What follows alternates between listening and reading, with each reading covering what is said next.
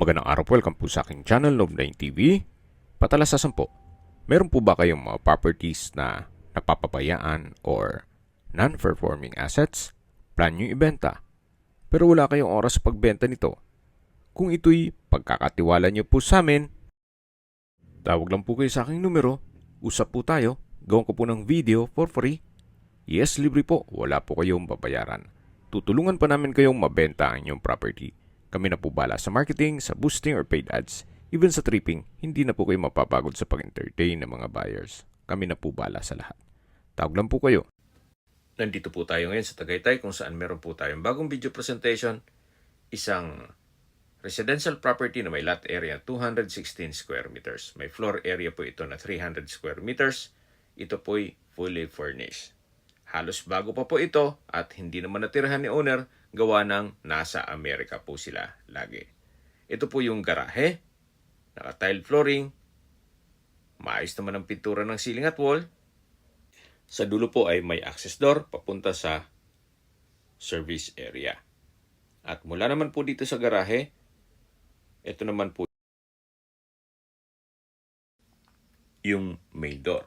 At mamaya papasok tayo dyan, pero check po muna natin dito sa kabilang side ditong bahay kung saan meron po itong grotto at naka-landscape na rin po ito. Buong property po ay nakapakod na at meron pong disenyo ang concrete fence at yan po yung covered lanay na may security grill at ito naman po yung sa gilid ng bahay at ito naman yung facade. Napaganda po ng disenyo. Ito'y modern design. Meron pong pocket garden dito sa baba. Wala na po kayong papagawa dito, kaya ready for occupancy na po. Anytime po, once na ma-acquire nyo ito, pwede na po kayong lumipat. At ang kulang naman po, kayo at ang gamit nyo. Gawa ng ito'y fully furnished. Samahan nyo po ako, pasok po tayo. Welcome po dito sa bahay ni Ma'am at Sir. Ito po yung living area o salas. Ito po'y naka-double high ceiling, may chandelier, pulido ang pagka-pintura ng ceiling at wall, may pin lamps, may glass window with security grill, meron din pong floor-mounted inverter type 3-tunnel aircon, may TV, then ito pong color red na upuan ay hindi po kasama yan. Premium tiles po ang ginamit dito sa flooring. Meron pong sofa. Then sa dulo po matatanaw natin ang dining area. At dito naman po yung powder room at yung hagdan. Itong ceiling po dito sa kabilang side ay naka-ceiling cove design. Then may pin lamps. At naka-glass railing po dito sa second floor. Then stainless po ang handrail. Dito naman po yung dining area na kung saan napakalaki po ng espasyo. Meron pong dining set. Then sa taas po may ceiling fan, may pin lamp, maayos ang pintura ng ceiling at wall. Meron pong emergency lamp sa taas nito. At dito po sa dulo ay meron pong sliding glass door na may screen at security grill papunta naman dito sa covered lanay. Ito po yung naka-tiled wall at meron pong iba't ibang variants ng orchids. So mula po dito sa dining area, meron pong maliit na partition na kung saan sa likod po niyan ay yung master's bedroom. Pero check po muna natin itong formal kitchen. Dito po sa formal kitchen ay malaki din ang espasyo. Meron pong modular kitchen cabinet, kitchen countertop with stainless sink and faucet, naka-tile flooring na rin po. Meron pong kitchen drawer, range hood, gas range, at naka-tiled wall na rin po ito. Napakanda po ng disenyo. May pantry na rin. At dito naman po sa kabila, ganoon din po. Meron pong modular cabinets and drawers. May espasyo para sa electric kettle at microwave. At dito naman po yung access door, papunta naman dito sa dirty kitchen. Ito pong dirty kitchen ay may kitchen countertop with double stainless sink and faucet. Meron pong storage ng kitchen utensils dito sa baba. At dito po sa taas, meron din pong wall-mounted kitchen cabinet. Kahit po dito, pulido po ang pagka-finish ng pintura. Meron pong another access door papunta sa service area. Mamaya pupuntahan natin yan na meron din po itong aluminum screen door. Yan po yung access door papunta sa formal kitchen at dito naman po yung common toilet and bath. Meron po itong bathroom sink, water closet with bidet, at meron pong body shower. From floor to ceiling din po ang tile bathroom wall. So mula po dito sa common toilet and bath, meron po ditong maid's quarter o maid's room, naka-tile flooring, may sariling window glass, maayos din ang pintura ng ceiling at wall, at may double deck. Sa taas po ay meron pong wall-mounted wooden rack. At may center lamp. Mula po dito sa maid's quarter, lipat po tayo. So ito naman po yung access door papunta sa service area o laundry area. Kung saan meron din po ditong kitchen countertop, may range hood, may wall-mounted cabinet, then sa baba po may storage. At tungkol naman po sa washing machine at dryer, siguro pag-usapan nyo na lang ni owner kung isasama yan. At dito naman po naka-tiled countertop, then may range hood, naka-tiled flooring, at ito naman po yung understair storage na malaki din po ang espasyo niyan. Katabi lang po yung circuit breaker. At meron pong access door naman dito na may aluminum screen door papunta naman sa covered car garage o sa garahe. At galing na po tayo dyan kanina. Yan po yung steel gate. Then naka-tile flooring na rin po dito at dito po sa kabilang side ay naka-landscape. May security grill na rin po dito. Balik po ulit tayo dito sa loob. Ito po ulit yung service area. Then pagpasok po natin dito, dito naman yung dirty kitchen at sa dulo yung maid's quarter. At ito naman po yung formal kitchen. Mula po dito sa formal kitchen, yan po yung dining area. At ito naman po yung master's bedroom. Kung meron man po kayong PWD or senior citizen sa pamilya, ito naman po yung kwarto para sa kanila. May bed and bed frame, may split type aircon, center lamp, pin lamps, ceiling cove design, window type aircon with security grill, at naka-tiled flooring na rin po. Sa spasyo, malaki po. At dito naman yung walk-in closet. Ganun din po, naka-tiled flooring, maayos ang pintura ng ceiling at wall, at malaki naman ang espasyo. So, kabilaan po yan. Kaya marami po kayong gamit na pwede mailagay dyan. Hanggang dito po sa kabila. So, dito na po tayo sa toilet and bath. Meron po itong napagandang shower enclosure na naka-tile bathroom wall. At ito naman yung water closet with bidet. Ito naman po yung bathroom countertop. May bathroom sink with faucet. Then naka-tiled wall. Mula po dito, matatanaw natin ang access door papunta sa setback o likod ng bahay. Ito po yung naka-glass door at may security grill. At yan pong natatanaw natin ay yung water reservoir na kakasya po ang 3,000 liters. In case ng water shortage, mapapakinabangan po yan. Then naka-tile din po ang buong water reservoir.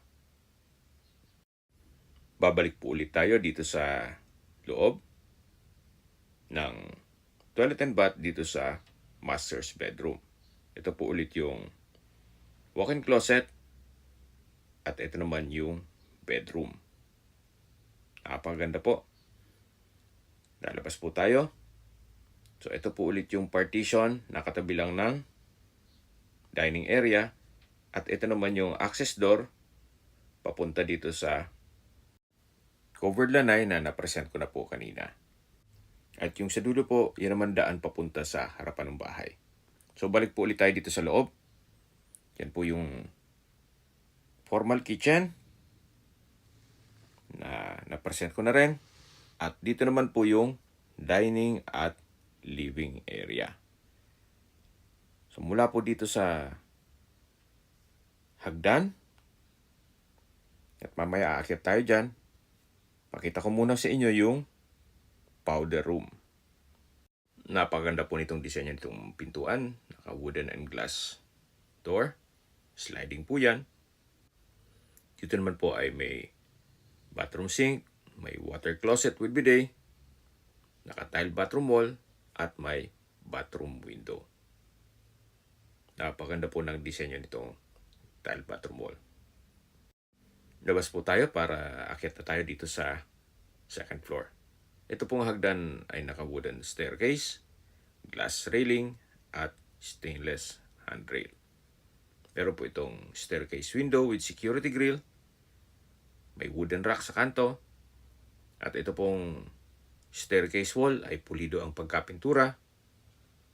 At dito na po tayo sa second floor kung saan ito po yung family area. Napakalaki po ng espasyo. Sa dulo po may glass window, then naka-ceiling cove design, may ceiling fan, may pin lamps, at may sofa. Ito naman po yung open below. May chandelier, naka-ceiling cove design, may pin lamps, center lamp, window glass with security grill, at ito po yung living area. Then matatanaw naman natin yung main door.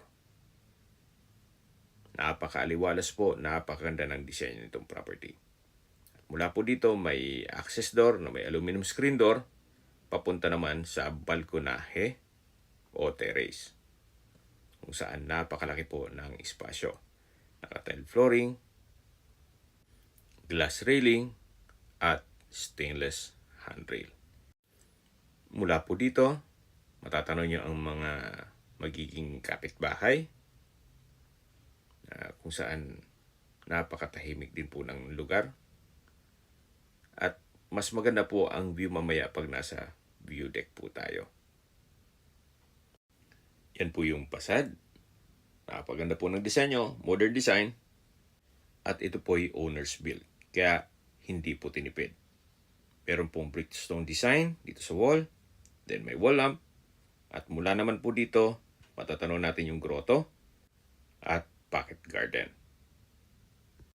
Hanggang dito po yung balkonahe o terrace. Balik po ulit tayo dito sa loob. Pagpasok po natin, ito po yung hallway. Then yung family area. At check po natin itong mga kwarto. Kung saan malaki naman po ang espasyo nito. May split type aircon, may bed and bed frame, naka-ceiling cove design, may center lamp, pin lamps, tile flooring, may wardrobe, at meron pong sariling toilet and bath. Dito po sa kanto ay may sliding glass door na may security grill. At ito naman po yung toilet and bath kung saan ito yung naka-sliding door. Then meron po itong bathroom sink, water closet with bidet, overhead shower, at naka-ceiling cove design na rin po. Naka-tile bathroom wall na rin po from floor to ceiling. At same design din po itong wooden and glass door doon sa powder room. Labas po tayo dito sa first bedroom dito sa second floor. Paglabas po natin, matatanaw natin ang family area na napakaliwalas, napakaganda ng disenyo. At mula po dito, lipat po tayo dito sa pangalawang kwarto, kung saan malaki din ang espasyo. Naka-ceiling cove design, may center lamp, may pin lamp, may window type aircon, may sliding glass window with security grill, may drawer, wall-mounted rack, then meron pong storage. May personal na gamit si owner kaya hindi natin mabuksan yan. At mula po dito, may TV rack. At dito naman yung toilet and bath. Naka-sliding door. na wooden and glass design. Then naka-tile bathroom wall from floor to ceiling. May water closet with bidet, overhead shower, ceiling cove design, at bathroom window. Tunghayan nyo po itong kwarto bago tayo lumabas. Yan po yung drawer at ito naman yung TV rack. Lalabas na po tayo. So ito pong pintuan ay naka-wooden door. At balik po ulit tayo dito sa family area. Kung malaking pamilya po kayo, pwede na po ito sa inyo. Yan po yung access door papunta sa terrace. At ito naman po yung hagdan. At akit tayo papunta sa roof deck o view deck. Ito pong hagdan, naka-wooden staircase. Then itong railing ay glass at stainless handrail. Ito pong pintuan ay may security grill na papunta po ito sa roof deck o view deck. Yan po, napakalawak po nitong espasyo. Dito po may bar countertop. Then sa dulo may wall-mounted cabinet. May sink and faucet. Naka-tile flooring. Aside from dun sa reserva, meron pong water tank. Then sa baba po meron pong drawers and cabinets. May high chair. At naka-tile flooring na rin po. Sa likod po nito ay meron pong toilet and bath. Kaya po nang sabi ko sa inyo kanina, in case ng water shortage, wala pong problema. Aside from this tank, meron pong 3,000 liters na water reserva. Mula po dito, matatanaw nyo ang mga kapitbahay. Napakaganda po, napakaliwalas, tahimik ang lugar, sariwang hangin, at malamig po ang klima. Ito po ay nasa mataas na lugar. Ang estimated elevation above sea level ay 2,000 feet. Yan po, tunghayan nyo po ulit itong roof deck. Napaganda po ng setup. May bar at meron pong toilet and bath. Habang naglilibot po tayo at pinagmamasdan nyo po itong kapaligiran, pag-usapan na natin ang distance, location at travel time. Mula po sa Picnic Grove, ang distance is 1.1 km at ang travel time is 4 minutes. Kaya kung magti-tripping po tayo, sa Picnic Grove ang meeting place. At mula naman po sa People's Park, ang distance is 3.7 kilometers at ang travel time is 9 minutes. Mula naman po sa Tagaytay Flower Market, ang distance is 2.9 kilometers at ang travel time is 5 minutes. Mula naman po sa Tagaytay Rotonda, ang distance is 5.2 kilometers at ang travel time is 10 minutes. Sa Tagaytay Rotonda po ay kumpleto na rin gaya ng malls, hotels, restaurants, banks, schools, church, at hospital. Yan po yung lagi kong binabanggit sa aking video na dapat nyo i-consider sa paghanap ng property, yung meron pong malapit na hospital. Hindi ko naman po sinasabing sakitin kayo, yan naman po ay for emergency purpose lang naman. Mula naman po sa Calax, Santa Rosa Interchange, ang distance is 15 kilometers at ang travel time is 20 minutes. Ang Calax po ay connecting South Luzon Expressway, Skyway all the way to North Luzon Expressway at ibang parte ng Metro Manila. Mula naman po sa Manila o sa airport, ang distance is 55.5 kilometers at ang travel time is 54 minutes. Okay, sa presyo na po tayo. Mula po sa 18 million pesos, nag-markdown price na po si owner sa 16.8 million pesos net. Ibig pong sabihin, si buyer na po ang sasagot sa lahat ng taxes at expenses with regard to documentation. Sa mga nag-skip po ng video, ito pong property ay nasa Tagaytay at halos hindi po ito natirhan ni owner, gawa ng nasa Tagaytay po sila. Kompleto na po lahat ng furnishings at appliances.